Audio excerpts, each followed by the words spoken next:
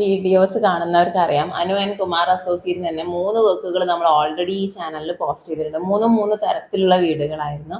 അപ്പം അതിൽ നിന്നും എൻറ്റയർലി ഡിഫറെൻ്റ് ആയിട്ടുള്ളൊരു വീടാണ് നമ്മൾ ഇന്ന് ഷെയർ ചെയ്തത്. ഒറ്റ നില വീട്ടിൽ 1000 സ്ക്വയർ ഫീറ്റ് ഒതുങ്ങുന്ന എല്ലാ സൗകര്യങ്ങളോടും കൂടിയിട്ടുള്ളൊരു വീട്. എന്തായിരുന്നു അനുവേട്ടാ ഈ ഒരു വീടിൻ്റെ കൺസ്ട്രക്ഷനിലേക്ക് വരുമ്പോൾ ക്ലയൻറ്റിൻ്റെ ഭാഗത്തു നിന്നുണ്ടായിരുന്ന ക്വസ്റ്റ്യൻസ്, അനുവേട്ടൻ്റെ സങ്കല്പങ്ങളും? ക്ലയൻറ്റ് എന്നോട് പറഞ്ഞത് ഒരു നല്ലൊരു വീട് എന്നുള്ളൊരു കൺസെപ്റ്റായിട്ടാണ് വന്നത്. അപ്പോൾ നല്ലൊരു വീട് എന്ന് പറയുമ്പോൾ കുറേ ഏരിയ കൂട്ടി ചെയ്യുക എന്നുള്ളതല്ല ഞങ്ങളൊരു കൺസെപ്റ്റ്. അപ്പം അദ്ദേഹത്തോട് ഞങ്ങൾ പറഞ്ഞു, നമുക്കത് ഗ്രൗണ്ടിൽ മാത്രമായി ചെയ്യുമ്പോൾ നമുക്ക് അത്യാവശ്യം ലക്ഷറി രീതിയിൽ ചെയ്യാം. നമുക്ക് 2 നിലയുള്ള വീട് ചെയ്യുന്ന അത്ര പോലും ബഡ്ജറ്റ് നമുക്കിതിന് വരില്ല. അപ്പോൾ ആ ഒരു കൺസെപ്റ്റായിട്ടാണ് നമ്മളിത് മുന്നോട്ടേക്ക് ഇറങ്ങിയത്. പിന്നെ ഇതിൽ ഉപയോഗിച്ചിരിക്കുന്ന എല്ലാ മെറ്റീരിയലും ഹൈ ക്വാളിറ്റി മെറ്റീരിയലാണ്. പിന്നെ നമ്മളൊരു വീട് കൺസ്ട്രക്ട് ചെയ്യുമ്പോൾ അതിന് യൂസ് ചെയ്യുന്ന മെറ്റീരിയൽ അനുസരിച്ച് അതിൻ്റെ കോസ്റ്റിലും വ്യത്യാസം വരും. അപ്പം ഈ ഒരു വീടിന് എത്ര ബഡ്ജറ്റായി?